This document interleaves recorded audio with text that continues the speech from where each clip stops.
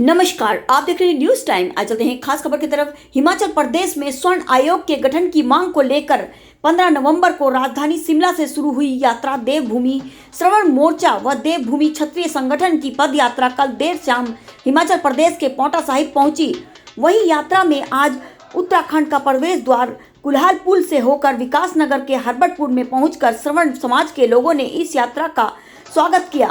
इस यात्रा का समापन आगामी शिमला विधानसभा से शुरू हुई। इस पद यात्रा को 10 दिसंबर को धर्मशाला में आयोजित शीतकालीन सत्र के दौरान समापन होना बताया जा रहा है। वहीं इस यात्रा का मुख्य उद्देश्य जातिगत आरक्षण को समाप्त करना, आर्थिक रूप से कमजोर श्रवण समाज को आगे लाना इस यात्रा का मुख्य उद्देश्य है। हिमाचल से रूमित ठाकुर, मदन ठाकुर, शुभम, सचिन के साथ लगभग 60 लोग इस यात्रा में पैदल चल रहे हैं।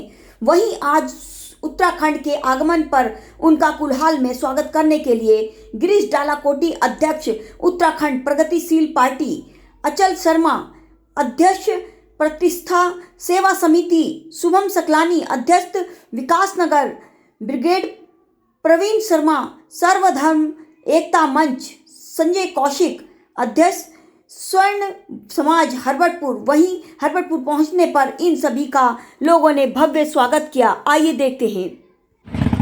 सर, आज जो आप ये यात्रा लेके देवभूमि उत्तराखंड के अंदर प्रवेश कर रहे हैं, इस यात्रा का उद्देश्य बताइए। जी देखिए, देवभूमि हिमाचल प्रदेश, देवों की भूमि हिमाचल प्रदेश से आज इस देवों की भूमि उत्तरांचल में हम लोग आए हैं। शिमला से 15 नवंबर को हम लोगों ने जातिगत आरक्षण और एट्रोसिटी SC/ST एक्ट की ये शव यात्रा शुरू करी, जिस जातिगत आरक्षण ने स्वर्ण समाज के बच्चों का जीवन को समाप्त कर दिया, योग्यता का गला घोट दिया। सरकारी कर्मचारियों को हर स्तर पर प्रताड़ना झेलनी पड़ती है जातिगत आरक्षण के द्वारा। हमारे किसान, जिन किसानों के साथ चाहे वो बैंक ऋण है, चाहे वो उनके कृषि के उपकरण हैं, चाहे उनके लिए किसी भी तरीके के बीज का जो आवंटन है, उसमें जो जातिगत आरक्षण की मार उनको झेलनी पड़ती है, उस जातिगत आरक्षण की ये हम लोग अर्थी लेकर आए। और हरिद्वार है, हर की पौड़ी है, गंगा मैया है, जितने भी पूरे कहा जाता है कि गंगा मैया के अगर हम लोग स्नान करते हैं तो जितने भी अभी तक किसी ने पाप किए होते हैं तो पाप समाप्त हो जाते हैं। उसी तरीके से हम लोग जो हमारे 68 विधायक वहाँ पर बैठे हैं, जिन्होंने 50 सालों में आज तक स्वर्ण समाज के लिए कोई कदम नहीं उठाया, कोई नीति, कोई योजना बनाने की और अपने कदम नहीं बढ़ाए, उनका शुद्धिकरण करने के लिए हरिद्वार से, हर की पौड़ी से, गंगा मैया से हम लोग स्वर्ण समाज अधिकार पद यात्रा का हम लोग गंगा जल के साथ शुभारंभ करेंगे, शंखनाद करेंगे।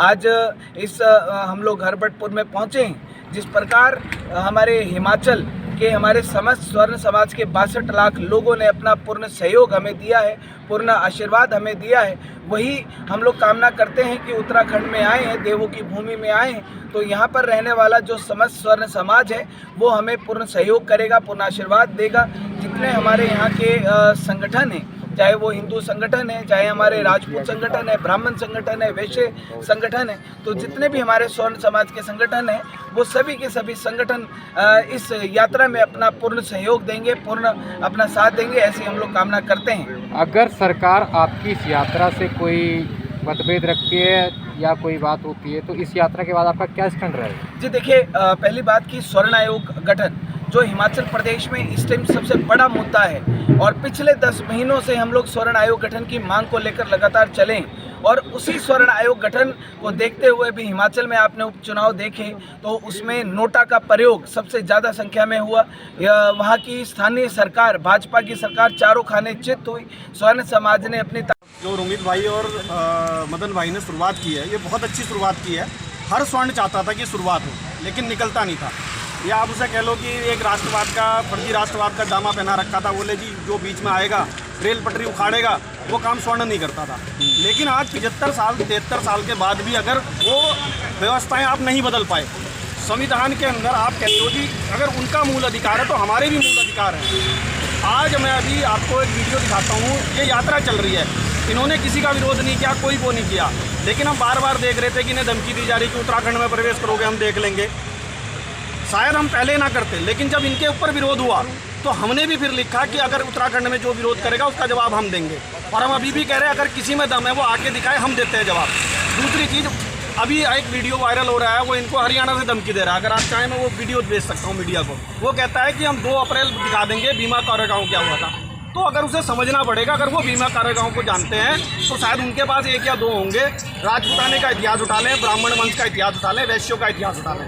अगर स्वर्ण अपनी पे आ गया, और मैं बाकी जगह देश की बात नहीं करता, हिमाचल और देवभूमि, दोनों देवभूमि में अगर स्वर्ण आ गया, 77% हम उत्तराखंड में हैं और वहाँ 67% है, तो उनके लिए दिक्कत होगी। हम छोटा भाई मान के चल रहे हैं तो छोटे बन के रहें। हम उनके अधिकारों को हनन करने की बात नहीं कर रहे, लेकिन उनके अधिकारों के नाम पे हमारा हनन होगा या हम पे अन्याय होगा, वो भी हम बर्दाश्त नहीं कर पाएंगे। इस पूरे में हमारे साथ यहाँ के स्वर्ण मंच के सर्वधर्म एकता मंच से परवीन भाई, स्वर्ण मंच से हमारे संजय कौशिक जी, अपना प्रतिष्ठा से सेवा समिति से अपना अचल बहुगुणा जी, और अपना यूथ ब्रिगेड जो हमारी विकासनगर की थी, जिन्होंने सबसे पहले इस क्षेत्र में मुहिम स्टार्ट की थी, सकलानी जी, ये हमारे साथ पूरे सारे संगठन इस समय साथ हैं। सारे वैश्य संगठन कह लो, आप ब्राह्मण संगठन कह लो और राजपूताना कह लो, देहरादून के अंदर जितना भी इनका भाइयों का सत्कार किया जाएगा वो ब्राह्मण के तरह किया जाएगा। ऐसा नहीं है कि ये कोई उससे आ रहा है। हमारा कहना ये है कि अगर हम अपने अधिकारों की बात कर रहे हैं तो हमारे अधिकारों के लिए हमें धमकी ना दी जाए। हम एक लोकतंत्र में विरोध करना हमारा भी अधिकार है। ये कौन तत्व है जो स्वर्ण समाज को धमकी देने का काम कर रहा है? एक तो इसमें नाम जो आया था भीम आर्मी से, वो आर्मी कहता है, हम तो नहीं मानते, चंद्रशेखर उसका नाम आया था। एक किसी व्यक्ति का वीडियो आया, वो हमें नहीं पता वो कौन है, उसकी भी जांच देखते हैं। वो हरियाणा से वीडियो वायरल हुआ है, वो वीडियो हम मीडिया को दे सकते हैं, वो हमारे पास आ चुका है। ठीक है। स्वर्ण एकता जिंदाबाद, जिंदाबाद जिंदाबाद, स्वर्ण एकता जिंदाबाद, जिंदाबाद